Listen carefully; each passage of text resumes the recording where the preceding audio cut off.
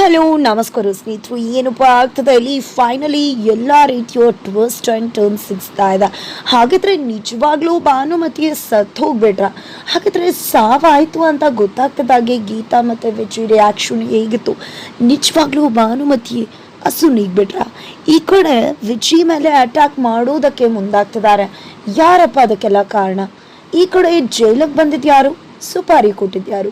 ಇದೆಲ್ಲವನ್ನ ಕೂಡ ತಿಳ್ಕೊಬೇಕು ಅಂದರೆ ಈಗಲೇ ನಮ್ಮ ಈ ಚಾನಲ್ನ ಸಬ್ಸ್ಕ್ರೈಬ್ ಮಾಡಿ, ಹಾಗೆ ಒಂದು ವಿಡಿಯೋವನ್ನು ಪೂರ್ತಿಯಾಗಿ ನೋಡಿ.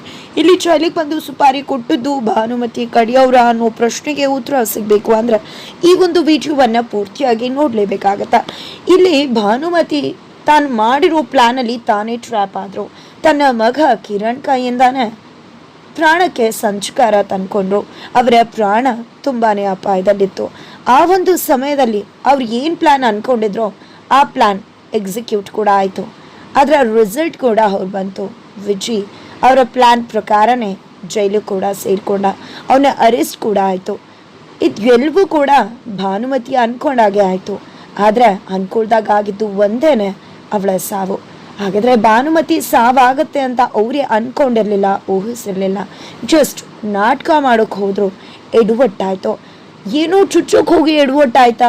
ಇಲ್ಲ, ಅವರ ಪ್ಲ್ಯಾನನ್ನು ಮತ್ತಷ್ಟು ಎಕ್ಸ್ಟ್ರಾಕ್ಟ್ ಮಾಡಿದಂಥ ಮಗ ಕಿರಣ್ ಅಮ್ಮನ ಜೀವಕ್ಕೆ ಚ್ಯುತಿ ತರೋ ಕೆಲಸ ಮಾಡ್ದ. ಅಮ್ಮನ ಪ್ರಾಣನೇ ತನ್ನ ಬಂಡವಾಳ ಮಾಡಿಕೊಂಡ. ಅಮ್ಮನ ಜೀವ ಹೋದರೆ ಇಡೀ ಮನೆ ಆಸ್ತಿ ತಂದಾಗತ್ತೆ ಅಂತ ಯೋಚನೆ ಮಾಡ್ದ. ಭಾನುಮತಿ ಕಿಲ್ಲರ್, ಕ್ರಿಮಿನಲ್ ಹೊಟ್ಟೆಲಿ ಹುಟ್ಟಿದಂಥ ಕಿರಣ್ ಕೂಡ ಅಮ್ಮನ್ನೇ ಮೀರಿಸ್ಬಿಡ್ತಾನೆ.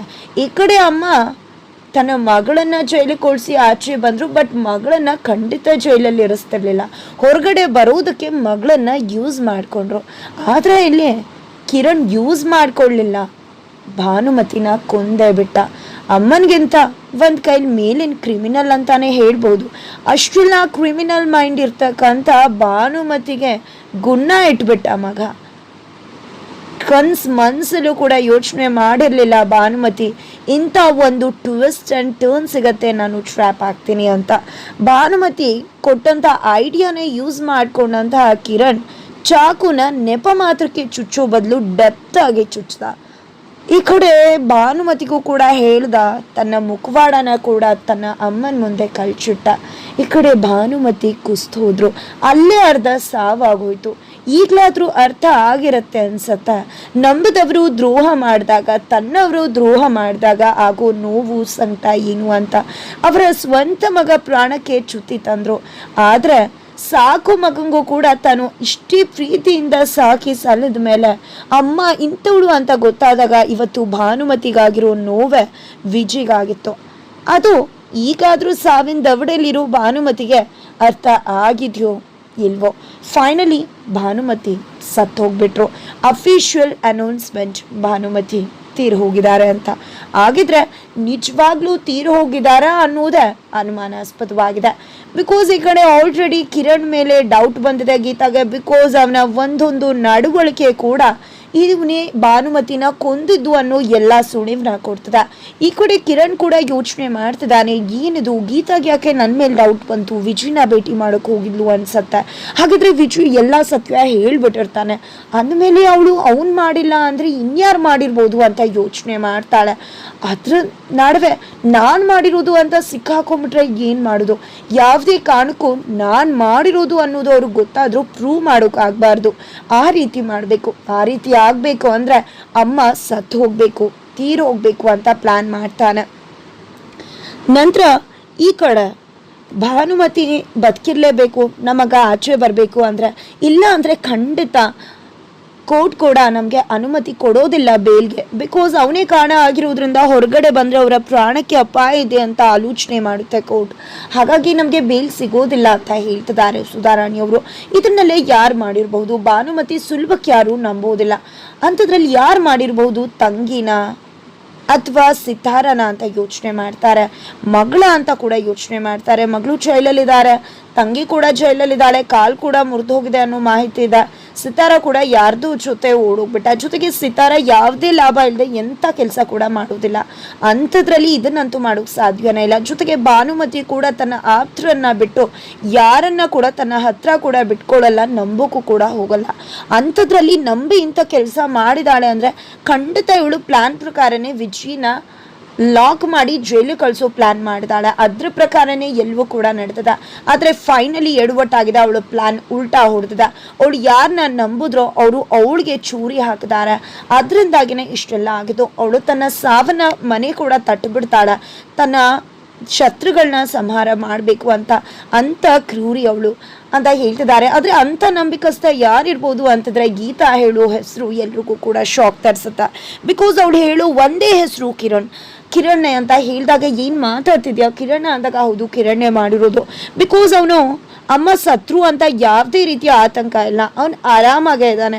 ಅಮ್ಮ ಹಾಸ್ಪಿಟಲಲ್ಲಿದ್ದಾರೆ, ಏನೂ ಇಲ್ಲ. ಏನೇ ಪ್ರಶ್ನೆ ಕೇಳಿದ್ರು ಮ್ಯಾನೇಜಬಲ್ ಆನ್ಸರ್ಸ್ ಕೊಡ್ತಿದ್ದಾನೆ. ಜೊತೆಗೆ ಭಾನುಮತಿಯಷ್ಟು ಸುಲಭಕ್ಕೆ ಹೊರಗಡೆ ಅವ್ರನ್ನ ಬಿಟ್ಕೊಡೋದಿಲ್ಲ. ಅವಳಂತ ಇರತಕ್ಕಂಥದ್ದು ಜಸ್ಟ್ ಕಿರಣ್ ಮಾತ್ರ. ಜೊತೆಗೆ ಈ ಮನೆಗೆ ಬಂದು ಹೋಗ್ತಿರೋದು ಅವನು ಮಾತ್ರ ಈ ಮನೇಲಿರೋದು. ಬೇರೆ ಯಾರೂ ಅವಳಿಗೆ ಸಂಬಂಧಪಟ್ಟವರು ಬಂದು ಕೂಡ ಹೋಗ್ತಿಲ್ಲ. ಜೊತೆಗೆ ನಾನು ಅವನ್ನ ಪ್ರಶ್ನೆ ಮಾಡಿದಾಗ್ಲೂ ಕೂಡ ಅವನ ಮುಖದಲ್ಲಿ ಆತಂಕ ತಳಮಳ ಕೂಡ ಎದ್ದು ಕಾಣಿಸ್ತತ್ತು. ವಿಜಿ ತಪ್ಪನ್ನ ಮಾಡಿಲ್ಲ ಅಂದಾಗ ಸಿಕ್ಕಾಕೊಂಡ್ಬಿಡ್ತೀನೋ ಅನ್ನೋ ಆತಂಕ ನನಗೆ ಅವನ ಮುಖದಲ್ಲಿ ಕಾಣಿಸ್ತು. ಇದೆಲ್ಲವನ್ನ ಕೂಡ ನೋಡ್ತಿದ್ರೆ ಅದೇ ರೀತಿ ಅನ್ಸುತ್ತೆ. ಜೊತೆಗೆ ನೀವು ಅಬ್ಸರ್ವ್ ಮಾಡಿದ್ರ ವಿಜಯ್ ನಾಟಕ ಮಾಡ್ತಿದ್ದಾನೆ ಅಂತ ಗೊತ್ತಿದ್ದು ನಮಗೆ ಮಾತ್ರ, ಬಟ್ ಭಾನುಮತಿ ಕಿರಣ್ ಇಬ್ರಿಗೂ ಕೂಡ ಗೊತ್ತಿರಲಿಲ್ಲ. ಬಟ್ ಯಾವಾಗ ಚಾಕು ವಿಜಯ್ ಕೈಲಿತ್ತು ಅವ್ನು ಬಂದು ನನ್ನ ಅಮ್ಮಂಗೆ ಯಾಕೆ ಈ ರೀತಿ ಆಯಿತು ಅಂತ ಯೋಚನೆ ಮಾಡಲಿಲ್ಲ, ಯಾರು ಈ ರೀತಿ ಮಾಡಿರೋದು ಅಂತ ಯೋಚನೆ ಮಾಡಲಿಲ್ಲ. ಜಸ್ಟ್ ಸೈಲೆಂಟಾಗೆ ಬಂದಿದ್ದೆ. ವಿಜಯ್ ಅಣ್ಣ ಯಾಕೆ ಈ ರೀತಿ ಮಾಡಿದೆ, ಕೋಪನ ಯಾಕೆ ಈ ರೀತಿ ತೀರಿಸ್ಕೊಂಡೆ, ನಿನ್ನ ಕೋಪ ಇದ್ರೂ ನಾಟಕ ಯಾಕೆ ಮಾಡಿದೆ, ನನ್ನ ಅಮ್ಮನ ಕರ್ಕೊಂಡು ಬಂದು ಕೊಂದ್ಬಿಟ್ಟೆ ಅಂತ ಹೇಳ್ದ. ಇದೆಲ್ವನ ಕೂಡ ನೋಡ್ತಾ ಇದ್ರೆ ಅನ್ಸೋದು ಪ್ರೀ ಪ್ಲಾನ್ ಅಂತ ಹೇಳ್ತಿದ್ದಾರೆ. ಹೌದು, ಇದೆಲ್ವನ ಕೂಡ ನೋಡ್ತಿದ್ರೆ ನಮಗೂ ಕೂಡ ಹಾಗೆ ಅನ್ನಿಸ್ತಿದೆ ಅಂತ ಕೂಡ ಹೇಳ್ತಿದ್ದಾರೆ. ಫೈನಲಿ ಇಲ್ಲೇ ಜೈಲ್ಗೆ ಕೂಡ ಕಿರಣ್ ಯಾರಿಗೆ ಸುಪಾರಿ ಕೊಟ್ಟಿದ್ನೋ ವ್ಯಕ್ತಿ ಜೈಲ್ಗೆ ಹೋಗಿದ್ದಾನೆ. ಜೈಲ್ಗೆ ಹೋಗಿ ಒಂದಷ್ಟು ಜನ ರೌಡಿಗಳಿಗೆ ವಿಜಿ ಸೂರ್ಯಪ್ರಕಾಶ್ ಅವರ ಮಗ ಎಲ್ಲಿದ್ದಾನೆ ಅವನ ಮೇಲೆ ಅಟ್ಯಾಕ್ ಆಗಬೇಕು ಅಂತಂತ ಅಟ್ಯಾಕ್ ಅಲ್ಲ, ಅವನ ಜೀವನೇ ಹೋಗಬೇಕು, ಅವನ್ನ ಸಾಯಿಸಬೇಕು ಅನ್ನೋ ಸುಪಾರಿನ ಕೊಟ್ಟು ಹೊರಗಡೆ ಬರ್ತಿದ್ದಾರೆ. ನಂತರ ಆ ಕಡೆ ಆಲ್ರೆಡಿ ಕಿರಣ್ ಫ್ರೆಂಡ್ ಯಾರಿಗೆ ಸುಪಾರಿ ಕೊಟ್ಟಿದ್ನೋ ಅವನು ಆಲ್ರೆಡಿ ಭಾನುಮತಿ ಜೀವನ ಕೂಡ ಪ್ರಾಣನ ತೆಗೆದುಬಿಟ್ಟಿದ್ದಾನೆ. ಅದಕ್ಕೋಸ್ಕರನೇ ಈ ಕಡೆ ಭಾನುಮತಿ ಬದುಕಿರ್ಬೇಕು. ಸಾಯೋ ಹಂತದಲ್ಲಾದರೂ ಎಷ್ಟು ಜನ ಒಳಿತನ್ನು ಮಾಡ್ತಾರೆ. ಈಕೆ ಆಲ್ರೆಡಿ ಮಗನಿಂದ ಚೂರಿ ಹಾಕಿಸ್ಕೊಂಡಿರೋ ಇವಳು ಕೊನೆ ಸಮಯದಲ್ಲಾದರೂ ನಮ್ಮ ವಿಜಿನ ಬಿಡುಗಡೆ ಮಾಡ್ತಾಳ. ಖಂಡಿತ ನನಗೆ ಯಾಕೋ ಅವಳಿಗೆ ಪ್ರಜ್ಞೆ ಬಂದರೆ ವಿಜಿಗೆ ಖಂಡಿತ ಸಹಾಯ ಮಾಡ್ತಾಳೆ ಅನಿಸ್ತದೆ. ಬಿಕಾಸ್ ಅವಾಗಲೂ ಕೂಡ ಅವಳು ವಿಜಿ ಹತ್ರ ಸತ್ಯನ ಹೇಳ್ಕೊಡೋಕೆ ಟ್ರೈ ಮಾಡಿದ್ರು ಅಂತ ಗೀತಾ ಹೇಳ್ತಿದ್ದಾರೆ. ಬಟ್ ಇದೆಲ್ಲದರ ನಡುವೆ ಶಾಕಿಂಗ್ ನ್ಯೂಸ್ ಕಾದಿದೆ. ಇನ್ಸ್ಪೆಕ್ಟರ್ ಫೋನ್ ಮಾಡಿದ್ದೆ, ಭಾನುಮತಿಯವರು ಹಾಸ್ಪಿಟಲಲ್ಲೇ ತೀರು ಹೋಗಿದ್ದಾರೆ, ಶಿ ಈಸ್ ನೋ ಮೋರ್ ಅಂತ ಹೇಳ್ತಾರೆ. ತಕ್ಷಣ ಮನೆಯೇ ಕುಸ್ತು ಹೋಗುತ್ತೆ. ಈ ಕಡೆ ಗೀತಾ ಕಣ್ಣೀರು ಹಾಕ್ತಿದ್ದಾಳೆ. ಏನಿದು, ನಾವು ಏನು ತಪ್ಪು ಮಾಡಿದೀವಿ ಅಂತ ದೇವ್ರು ಈ ರೀತಿ ನಮಗೆ ಎಲ್ಲ ಶಿಕ್ಷೆನ ಕೊಡ್ತಿದ್ದಾನೆ. ಇದ್ದದ್ದೊಬ್ಳು ಭಾನುಮತಿ ಅವಳನ್ನೇ ಬದುಕಲಿ ಅಂತ ದೇವ್ರ ಹತ್ರ ಕೇಳ್ಕೋಬೇಕಿತ್ತು. ಅವಳು ಬದುಕಿದ್ರಷ್ಟೇ ನಮ್ಮ ಮಗ ವಿಜಯ್ ಆಚೆ ಬರ್ತದ. ಆದರೆ ಈಗ ಅವಳು ತೀರು ಹೋದ್ಲು ಅಂದರೆ ಏನಪ್ಪ ಮಾಡೋದು, ನನ್ನ ಮಗನ ಹೇಗೆ ಕರ್ಕೊಂಡು ಬರೋದು.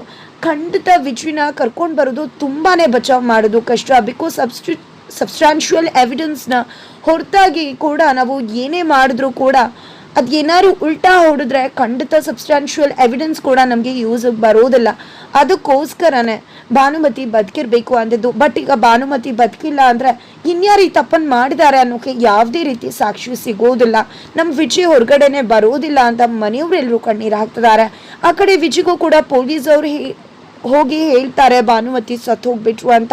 ಈ ಕಡೆ ವಿಜಯ್ ಕಣ್ಣೀರು ಹಾಕ್ತಿದ್ದಾನೆ. ಏನಿದು, ನಿಮ್ಗೆ ಇಷ್ಟೆಲ್ಲ ಟ್ರಬಲ್ ಮಾಡಿದ್ರು ಕೂಡ ಅಂದಾಗ ಹೌದು, ಎಷ್ಟೇ ಟ್ರಬಲ್ ಮಾಡಿರಲಿ, ಆದರೆ ನನ್ನ ತುಂಬ ರಾಯಲ್ ಆಗಿ ಬೆಳೆಸಿದ್ದಾರೆ, ನನಗೆ ಯಾವುದೇ ಕೊರತೆ ಇಲ್ದಾಗ ಬೆಳೆಸಿದ್ದಾರೆ. ಅವ್ರ ಮನಸ್ಸಲ್ಲಿ ಕೆಟ್ಟ ಉದ್ದೇಶ ಇಟ್ಕೊಂಡು ಬೆಳೆಸಿದ್ರು, ನಾನು ತುಂಬ ಚೆನ್ನಾಗಿ ಬೆಳೆದಿದ್ದೀನಿ, ಅದಕ್ಕೆಲ್ಲ ಕಾರಣ ಅವರೇ. ನಾನು ಅಮ್ಮನ ನೋಡ್ಬೋದಾ ಅಂದಾಗ ಇಲ್ಲ ವಿಜಯ್, ನೋಡೋಕ್ಕಾಗಲ್ಲ. ಬಿಕಾಸ್ ನೀವೇ ಅವ್ರ ಸಾವಿಗೆ ಕಾರಣ ಆಗೋದ್ರಿಂದ ಐ ಆಮ್ ಸೋ ಹೆಲ್ಪ್ಲೆಸ್, ಯಾವುದೇ ರೀತಿ ಅವಕಾಶ ಮಾಡಿಕೊಡೋಕ್ಕೆ ಸಾಧ್ಯ ಇಲ್ಲ ಅಂತಾರೆ.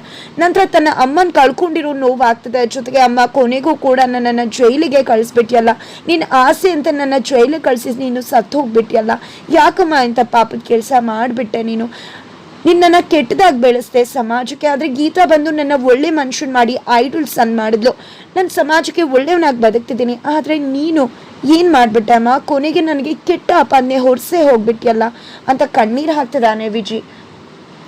ಇತ್ತ ಫೈನಲಿ ವಿಜಯ್ ಮೇಲೆ ಅಟ್ಯಾಕ್ ಮಾಡ್ತಿದ್ದಾರೆ ರೌಡಿಗಳು. ಅಟ್ಯಾಕ್ ಮಾಡದೆ ಯಾಕೆ ಏನು ಅಂತಿದ್ರು ಕೂಡ ಫೈನಲಿ ವಿಜಯ್ ಮೇಲೆ ಅಟ್ಯಾಕ್ ಮಾಡಿ ಅವನ್ನ ಕೊಲ್ಲುವುದಕ್ಕೆ ಮುಂದಾಗ್ತಿದ್ದಾರೆ.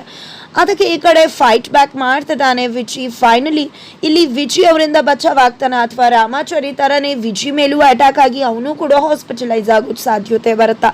ನಿಜವಾಗ್ಲೂ ಕೂಡ ಇಲ್ಲಿ ಭಾನುಮತಿ ಸತ್ತಿದಾರ ಅನ್ನೋದೇ ಯಕ್ಷ ಪ್ರಶ್ನೆಯಾಗಿದೆ. ಖಂಡಿತವಾಗ್ಲೂ ನಮಗೆ ಅನಿಸೋ ಪ್ರಕಾರ ಭಾನುಮತಿ ನಿಜವಾಗ್ಲೂ ಕೂಡ ಸತ್ತಿಲ್ಲ. ಪೊಲೀಸವ್ರ ಜೊತೆ ಸೇರ್ಕೊಂಡು ಭಾನುಮತಿ ಕೂಡ ಪ್ಲಾನ್ ಮಾಡ್ತಿದ್ದಾರೆ. ತನ್ನ ಮಗನ್ನ ಖಂಡಿತವಾಗಿ ಟ್ರ್ಯಾಪ್ ಮಾಡಿ ಅವನ್ನ ಜೈಲು ಕಳಿಸಿ ವಿಜಯ್ನ ಬಚಾವ್ ಮಾಡೋ ಉದ್ದೇಶಕ್ಕೆ ಅನ್ನೋದು ಒಂದು 100% ಗ್ಯಾರಂಟಿ ಅಂತ ಅನಿಸ್ತದೆ. ಅದೇ ರೀತಿ ಆಗಿದೆಯಾ ಇಲ್ವಾ ತಿಳ್ಕೊಬೇಕು ಅಂದ್ರೆ ಮುಂದಿನ ವಿಡಿಯೋಗೋಸ್ಕರ ವೇಟ್ ಮಾಡೋದನ್ನ ಮರಿ.